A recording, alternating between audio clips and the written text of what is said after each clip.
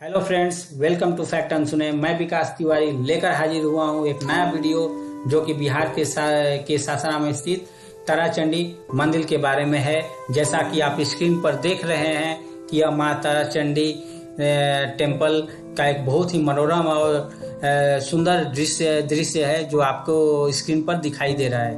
दोस्तों, आगे बढ़ने से पहले मैं आप लोगों से अनुरोध करूंगा कि आप मेरा चैनल फैक्ट अनसुने को मेरा चैनल जो है फैक्ट अनसुने को सब्सक्राइब करना ना भूलें। और दोस्तों, अगर वीडियो पसंद आए तो लाइक करें, शेयर करें और हाँ, बेल आइकन को दबाना ना भूलें जिससे कि आपको मेरा लेटेस्ट इंटरेस्टिंग वीडियो मिलता रहे। दोस्तों, चलिए बात करते हैं माँ ताराचंडी मंदिर के बारे में। जैसा कि आप सब जानते हैं कि माँ ताराचंडी यह माँ दुर्गा का ही एक स्वरूप है और यह भारत के 52 शक्तिपीठों, बता दे दोस्तों कि यह भारत के 52 शक्तिपीठों में से एक शक्तिपीठ है। 52 के कितने शक्तिपीठों में से? यह 52 के 52 शक्तिपीठों में से यह एक शक्तिपीठ है। अब हम बात करें लोकेशन के बारे में तो यह बिहार के सासाराम से दक्षिण से मात्र 5 किलोमीटर के दूरी पर स्थित है।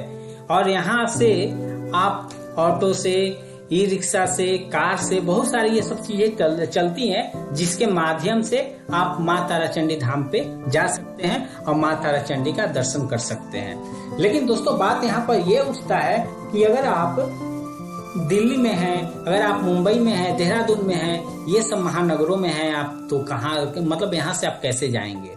तो दोस्तों, आपको बता दें कि आप दिल्ली से जैसे कि पुरुषोत्तम ट्रेन, महाबोधि, पूर्वा, राजधानी, उसी तरह से मुंबई मेल और देहरादून से देहरादून एक्सप्रेस, ये सब ट्रेनें जो हैं चलती हैं और ये सब जो ट्रेनें हैं सासाराम होकर गुजरती हैं। तो आप इन सब ट्रेनों के माध्यम से सासाराम जा सकते हैं और सासाराम जाने के बाद वहां से उतरकर आप बस, ऑटो, ये सब आप लेकर वहां माँ ताराचंडी धाम जा सकते हैं।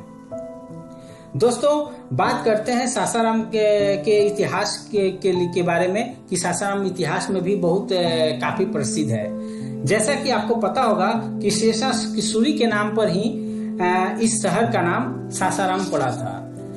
और शेषासुरी, जैसे कि पता है कि इन्होंने अकबर के पिता हुमायूं को हराया था और कुछ सालों तक देश पर इन्होंने राज भी किया था। यही वो राजा है शेषासुरी जिन्होंने भारत में जीटी रोड बोले तो ग्रैंड ट्रंक रोड, इन्होंने इसी रोड का निर्माण करवाया था। और सबसे बड़ी बात यह है कि इन्होंने ही भारत में रुपया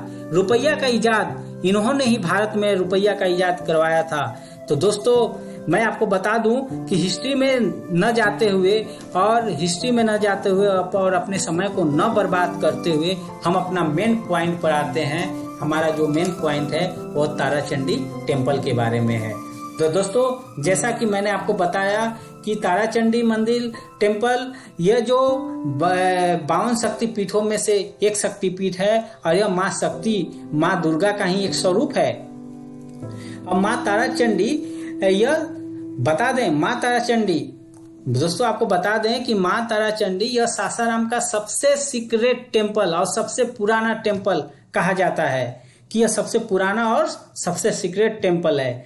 और दोस्तों, पुराणों के बारे में हम बात करें, अगर हम इतिहास में थोड़ा हम गौर करें, इतिहास पर थोड़ा नजर डालें ताराचंडी धाम के बारे में, तो आपको बता दें कि माँ शक्ति, जैसा कि हमने आपको बताया था कि माँ शक्ति ताराचंडी जो एक माँ शक्ति का रूप है, माँ दुर्गा का एक रूप है। तो आपको बता दें कि माँ शक्ति जो थी वो राजा दक्ष की पुत्री थी और राजा दक्ष जो थे वो माँ शक्ति के पिताजी थे। तो एक बार होता क्या है कि माँ शक्ति जो थी वो अपने पिता के घर जाती हैं। पिता कौन? पिता आपको बता दें, राजा जो प्रजापति दक्ष के घर जाती हैं। तो प्रजापति के घर जब जाती हैं, अपने पिता के जब घर जाती हैं, तो जाने के बाद वहां पे अपने पति, उनके पति कौन? तो शिव जी, शंकर जी, जो अपने पति के, जो उनके पति जी हैं माँ शक्ति के, तो उनके बारे में अपमान होता सुनती हैं। तो जो उनसे बर्दाश्त नहीं होता, और जब उनसे बर्दाश्त नहीं होता तो अपना शरीर वहीं पे त्याग देती हैं। शरीर त्याग देना मतलब प्राण त्याग देती हैं, आत्मदाह कर लेती हैं। और जब वो अपना प्राण त्याग देती हैं तो भगवान शंकर को जब पता चलता है तो वो बहुत ही क्रोधित हो जाते हैं। क्रोधित होकर माँ सती के शव को लेकर माँ सती को शव को उठाकर तांडव करने लगते हैं और उनका तांडव विश्व में फैल जाता है। उतना उनका तांडव ऐसा फैलता है कि पूरा सृष्टि लगता है कि सर्वनाश होने के कगार पर आ गया है। और यह सब देखकर सारे देवता लोग अब आश्चर्यचकित हो जाते हैं, विचार करने लगते हैं कि आखिर करूं तो क्या करूं, कैसे करूं। ठीक है, तब उन्होंने बहुत सोच समझकर भगवान विष्णु के पास जाते हैं और भगवान विष्णु के पास जाने के बाद भगवान विष्णु से बोलते हैं कि हे भगवान, अब आप ही एक ऐसा हैं जो कि कुछ कर सकते हैं। तब बहुत प्रार्थना करने के बाद भगवान विष्णु जी ने सुदर्शन चक्र से माँ सती के शव को खंडित किया, जो कि 52 भागों में खंडित हुआ। और वे सभी खंड जो 52 भाग में जो खंडित हुआ, वो सभी खंड जो है भारत उपमहादेश के विभिन्न स्थानों पर जाके गिरे। दोस्तों आपको बता दें कि माँ शक्ति के जो शव थे, जो शरीर था, वो 52 भागों में बटा।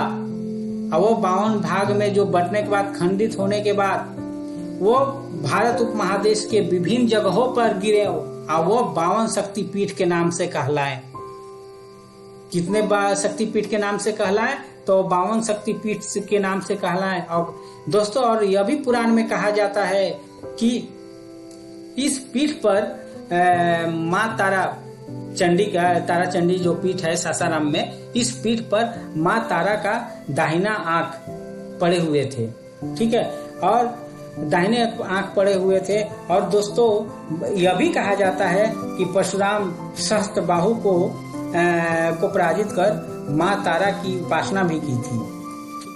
दोस्तों आपको पता होगा, आपको बताया मैंने कि परशुराम सहस्त्र बाहु को पराजित कर माँ तारा की उपासना की थी। और दोस्तों माँ तारा चंडी इस शक्तिपीठ में बालिका के रूप में प्रकट हुई थी। किसके रूप में दोस्तों प्रकट हुई थी? तो माँ बालिका के रूप में प्रकट हुई थी। और प्रकट होने के बाद यहीं पे उन्होंने चंड राक्षस का, दोस्तों सबसे बड़ी बात सुनिए, समझिए, यहाँ पे चंड राक्षस का वध कर की माने और चंडी कहलाई, इसीलिए इसका नाम, पूरा नाम क्या हुआ? तारा चंडी। इस धाम का नाम हम लोग क्या पढ़ा? तारा चंडी पढ़ा।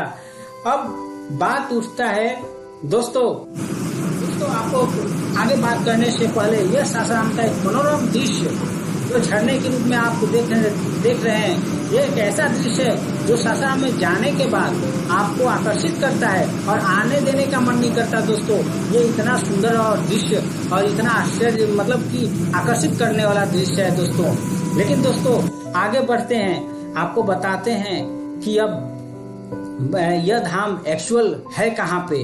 तो हम आपको बता दें कि यह माँ तारा चंडी विंध्य पर्वत के कैमूर पहाड़ी श्रृंखला में स्थित है। अब मनमोहक पहाड़ी दृश्यों से भरपूर इस मंदिर के पास पहाड़, झरने और अन्य जल स्रोत हैं। दोस्तों फिर देर किस बात की है, आज ही अपनी टिकट को बुक कराएं और माँ तारा चंडी मंदिर को दर्शन करने जाएं। क्योंकि दोस्तों आपको बता दें कि तारा चंडी मंदिर माँ का दर्शन करने के बाद आपके मतलब मनोकामना, कहा जाता है कि मनोकामना पूर्ण होती है। लेकिन दोस्तों अब बात यहाँ पे यह उठती है कि आप तो जाएंगे, लेकिन जाने का सही समय कौन सा होगा, किस समय में जाना सबसे अच्छा होगा। क्योंकि बहुत सारे लोग जाते हैं लेकिन सही समय पर न जाने की वजह से माँ का सही से दर्शन नहीं हो पाता है। तो आपको मैं सही समय बता दूं, माँ का वहाँ पे जाने का सबसे सही समय नवरात्र होता है। नवरात्रे में दोस्तों आपको पता होगा कि नवरात्रे हमारे साल में 2 बार होता है, एक रामनवमी के समय और दूसरा दशहरा के समय। तो आप दोनों समय में से कभी भी जा सकते हैं और माँ तारा चंडी मंदिर का दर्शन कर सकते हैं। आपको बता दें कि नवरात्र में यहाँ से दूर दराज से बहुत से दूर से लोग आते हैं और माँ का दर्शन करते हैं। और यहाँ यह भी कहा जाता है कि माँ का दर्शन करने से यहाँ पे सारे मनोकामना पूर्ण होता है। और दोस्तों इसलिए लोग इसे मनोकामना सिद्धि देवी मंदिर भी कहते हैं, क्योंकि यहाँ पे कहा जाता है कि जो भी आपकी मन्नत होगी, जो भी आपका मन्नत होगा, जो भी आपका मनोकामना होगा, माँ उसको पूरा करती हैं। इसीलिए इस धाम को मनोकामना सिद्धि देवी मंदिर भी कहते हैं। दोस्तों, यहाँ पर मैं अपना वीडियो को अब समाप्त करना चाहता हूँ, समाप्त कर रहा हूँ। और आपको अगर मेरा वीडियो पसंद आए तो प्लीज लाइक करें, शेयर करें और हाँ, बेल आइकन को दबाना ना भूलें, जिससे कि आपको मेरा लेटेस्ट और इंटरेस्टिंग वीडियो मिलता रहे। दोस्तों, फिर हम चलते हैं, फिर मिलेंगे एक नए वीडियो के साथ। इसी तरह का वीडियो मैं आपको बनाकर फैक्ट अनसुने पर जो अनसुने बातें होते हैं, फैक्ट्स होते हैं, मैं आपको उन सब बातों को आपको मिलाकर आपको बताता हूँ। तो दोस्तों, मैं चलता हूँ। खुदा हाफिज। जय हिंद, जय भारत, जय बिहार। धन्यवाद।